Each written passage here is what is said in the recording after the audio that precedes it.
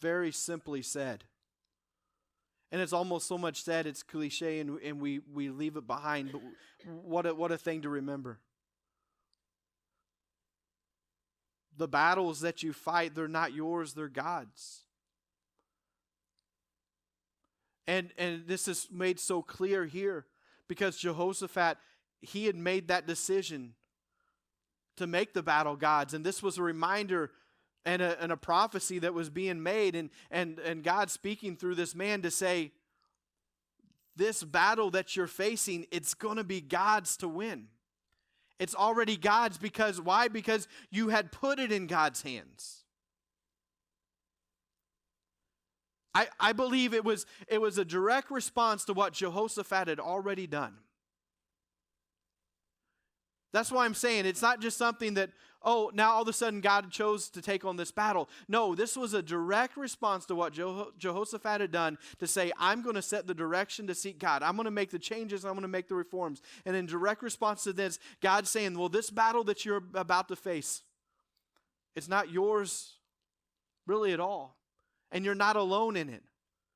God's able to say and step up like a good father and say, hey, this battle is now mine. This battle is now mine.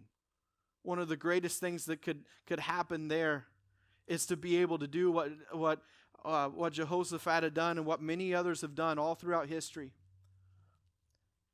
Is to begin to change the direction of heart and mind and set yourself to seek God.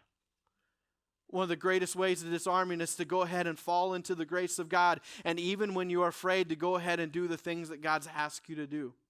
One of the greatest ways to disarm accusations and the threats of Satan is to go ahead, and it said they begin to sing and praise while before the battle was done, while things were in progress, right? While there was still opposition, while they could have still been consumed. Up until this point, this was full faith, right? This was fully trusting that God was going to take care of it, because physically, do we not remember these people lived this story before it was written about them? They still didn't know the end of the story. So they're still standing in position saying, boy, I hope this works because there's a lot more of them than there are of us, right?